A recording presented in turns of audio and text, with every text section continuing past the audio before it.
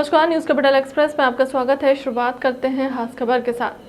अभिनिका पांडे पहले भी कई बार तानाशाही और शोषण के विवादित अपराधों में घिरी हुई हैं। उसी के तारतम्य में एक बार और खबर सुर्खियों में है, जिसमें वहां प्रभारी प्राचार्य को जब से उन्होंने विभाग मिला है तब से लगातार मानसिक प्रताड़ना देती आ रही है। अति तो तब हुई जब प्रभारी उप प्राचार्य के विरुद्ध झूठे आरोप प्रत्यारोप लगाने वालों को बढ़ावा देने का नाटक अभिनेता पांडे द्वारा मीटिंग लेकर सभी शिक्षकों के समक्ष चल रहा था, जिसमें अभिनेता पांडे द्वारा लगातार शिक्षकों को दबाना बनाया जा रहा था कि वह प्रभारी उप प्राचार्य को किसी भी तरह के कोई कार्य के लिए ना जाए, ना ही कोई कागज दस्तावेज उन्हें दे। साथ ही उन्होंने यह भी कहा कि ऊपर से अधिकारियों से मना किया है कि वह उप प्राचार्य किसी भी प्रकार की मीटिंग नहीं ले सकते। इस तरह का आदेश प्रभारी प्राचार्य अभिनेता पांडे द्वारा देने पर उप प्राचार्य द्वारा उनके दायित्वों का निर्वहन करना संभव नहीं है। बिल्कुल, और आपको फंसाया जा रहा है। बिल्कुल मुझे फंसाया ही जा रहा है। तो एफआईआर करने खजूरी थाने में जो 3 तारीख को एफआईआर की है, और हम तो 4 तारीख को झूठी एफआईआर, उनका जो झूठा शिकायत पत्र है उसको हम बताने भी पहुंच गए हैं। तो हमने, हमारे पास आवेदन है, उसकी रिसीविंग भी है खजूरी थाने की। अभी परसों आपको अचानक आईसीयू में भर्ती किया गया था, क्या मामला जो हाँ, आईसीयू मैं में वही बताना चाह रही हूँ कि एक्चुअली क्या हुआ था। हम लोग 4 तारीख को जैसे ही, देखिए हम कभी ऐसे कानूनी मामलों में कभी पड़े नहीं, तो जैसे ही सुबह मुझे पता लगा, वो जो बाई है एक, जिसको कमलेश दबाव बनाकर लेकर गई थी झूठे, तो वो बाई आई अचानक, वो कहती कि मैडम मुझे गवारा नहीं हो रहा कि मेरे को कमलेश जो है दबाव बनाकर लेकर गई वहाँ पर कि तू चल और मेरे साथ ऐसा ऐसा वहाँ पे गवाह बन, और मैडम आप तो ऐसी हो नहीं। तो वो उसको गवारा नहीं हो रहा था, तो बेचारी उसने खुद ने आके बताया। और एक और दूसरी भूरी बाई, जिसको उसने गवाह के रूप में वहाँ प्रस्तुत किया, जबकि उससे मालूम ही नहीं था। तो वो पता लगा मुझे, तो हम भी गए कि भाई ऐसा सब झूठा है, ये सब हम लोग बताने गए थे। खजूरी, मैंने लीव ली थी हाफ डे की, और मैं अपने खजूरी थाने में गई थी बताने के लिए। वहाँ से लौट कर आई तो पता चला कि पहले तो वैसे एक मेंटली प्रेशर था ही कि जो आपने शिकायत करी नहीं, जो आपने काम करे नहीं, उसके खिलाफ आपकी एफआईआर होगी। पहले से ऑलरेडी मेरे दिमाग में टेंशन था।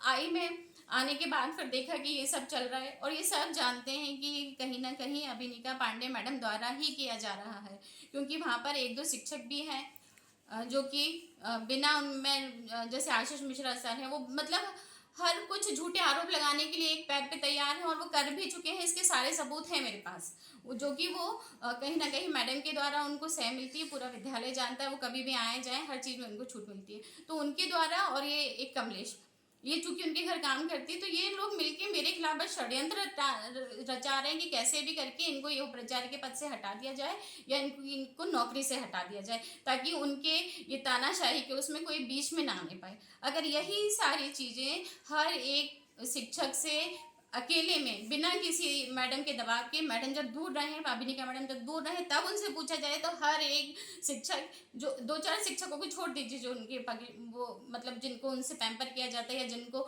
मैडम सुविधा देती है, बाकी हर शिक्षक ये बताने के लिए तैयार रहे होगा। मैं जहाँ तक उम्मीद करती हूँ सब समझ रहे हैं इस स्थिति को, और मेरे साथ जो हो रहा है और जो इतने महीनों से हो रहा है, ये भी हर एक बंदा समझ रहा है, चाहे वो सफाई कर्मचारी हो, चाहे वो गार्ड हो, चाहे वो जो हो, हर एक कर्मचारी समझ रहा है। आज मेरी ऐसी स्थिति हो रही है कि मेरा मॉर्निंग वॉक, मेरा नाइट वॉक करना छूट गया है। मतलब मेरे बच्चे और मेरे पति के ऊपर उन लोग किसी भी तरह की कोई भी लांछन लगा सकते हैं। आए दिन मुझे मरने मारने की धमकी देना, मुझसे पद के हटाने के लिए गाली, मतलब अपशब्दों का प्रयोग करना। तो उस दिन मैं थाने से नाम बताइए आपका। मेरा नाम कल्पना कटकवार है, और मैं श्रमोदय विद्यालय में पिछले 4 साल से कार्यरत हूँ। मैं हिंदी के पद पर थी, हिंदी पीजीटी। और अभी पिछले महीने 22 सितंबर से मुझको उप प्राचार्य का प्रभार मिला है, जो कि लोक शिक्षण संचालनालय के लिखित आदेश द्वारा निकला है। तो बस मैं अपना बस वही जो दायित्व मुझे मिले थे उसी के तारतम्य में मैं अपने कामों को कर रही हूँ। लेकिन पता नहीं क्यों हमारे प्राचार्य महोदय जो है अभिनिका पांडे द्वारा कंटिन्यू लगातार मेरे को इस हद तक के मानसिक प्रताड़ना दी जा रही है कि मैं, मतलब आज की कंडीशन में ऐसी हूँ कि यदि मैं आत्महत्या भी कर लूँ, या मेरे परिवार वालों पे भी कोई झूठे आरोप लगा दे, कुछ भी कर दे, कुछ भी पॉसिबल हो सकता है। इसका बिल्कुल साक्षात उदाहरण मैं देना चाहूँगी कि कुछ दिनों पहले कमलेश, ये जो मैं एक आप लोगों को बताना चाहूँगी, ये लिखित गई थी शिकायत, जो कि मंत्री जी के यहाँ गई है किसी, और इसमें लिखित सारे आरोप झूठे हैं, और जो यहाँ पे सिग्नेचर हैं वो सफाई कर्मचारियों के और कुछ गार्डों के, कुछ माली लोगों के हैं जो कि टोटली फ्रॉड हैं। इनसे जब हमने बात की तो पता चला कि इन्हें तो मालूम ही नहीं है कि इनके द्वारा ऐसा कुछ है। इन लोगों ने हमें लिख के भी दिया है आवेदन कि नहीं, हमने ऐसी कोई लिखित न कहीं दी है शिकायत और ना ही किसी पे हस्ताक्षर किए हैं। और बस ये, इसके बाद अगला प्रोसेस में एक और बाई है कमलेश बाई, जो कि अभिनिका पांडे मैडम के आवास पर काम करने जाती है, जबकि वो लीगली अलाउ नहीं है। मैडम केवल अपने पद का ही दुरुपयोग करके बुलाती हैं। कई सफाई वालों को, कई जो गार्ड है उनको अपने घर के काम करने के लिए बुलाया जाता है ये, और उसके बावजूद भी सफ़ेद ना कर दिया जाता है कि नहीं मेरे यहाँ नहीं आती है। मतलब टोटली उनकी तानाशाही ही चल रही है, ये सब जानते हैं। पूरे शिक्षक उनसे डरे रहते हैं, पूरे कर्मचारी उनसे डरे हुए रहते हैं। अगर ये मामला बिना उनकी जानकारी के या बिना उन्हें बताए अगर पूछा जाए निष्पक्षता से, तो हर कर्मचारी कहेगा कि उस विद्यालय में क्या हो रहा है। तो ये कमलेश ने पहले लिखित में करी और अभी दूसरी उसने एक और शिकायत कर आई, जो कि वो भी पूरी झूठी और पूरी निराधार है, और उसके खजूरी थाने में देकर आई है कि मैंने उसको डराया, धमकाया या जान से मारे, मुझे तो पता ही नहीं कब कहाँ क्या है, क्या बोलना चाह रही है वो। तो और उसने जाके वहाँ खजूरी थाने में एफआईआर लिखाई। सबसे पहली बात तो कि वहाँ एफआईआर लिखी कैसे? 2 तारीख की वो घटना बता रही है, 3 तारीख को वो वहाँ पहुँची है कि वहाँ एफआईआर लिख दी जाए।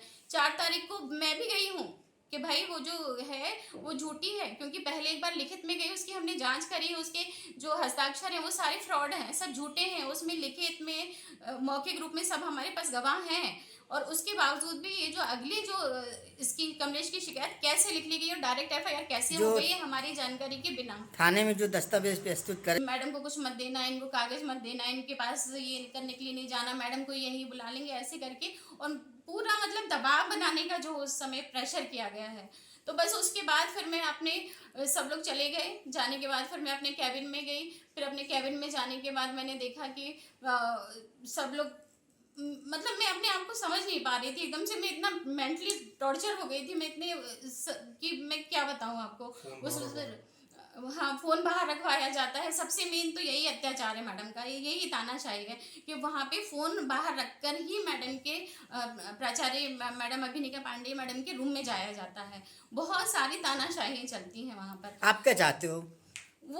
मुझे ऐसा लग रहा है कि मैडम, जैसे पहले भी एक अभिनिका पांडे मैडम पहले एकता बम मैडम को एक ऐसी ही बाई का सहारा लेके, ममता बाई थी एक, उसका झूठा आरोप लगा के एकता बम मैडम को निकाला था उन्होंने। बस वही वो पूरा षड्यंत्र मेरे खिलाफ रचना चाह रही हैं और मेरे खिलाफ वो ऐसा करना। ये सारी शिकायतें मैं हमारे थाना प्रभारी को, हमारे श्रम मंत्री जी को, हमारे आयुक्त महोदय डीपीआई सर को, हमारे उप संचालक महोदय को, हमारे अध्यक्ष महोदय, हमारे कर्मकार मंडल के, मैं सबको लिखित रूप में दे चुकी हूँ, लेकिन कोई सुनवाई नहीं हो रही है। अभी तक तो नहीं लगा मुझे कि हो रही है। अगर हो रही है तो ये एफआईआर जो झूठी एफआईआर है इसको कटवाया जाए। उसके लिए जो कमलेश ने झूठी एफआईआर करी है उसके लिए मेरा भी पक्ष सुना जाए, मेरे भी सबूत देखे जाए।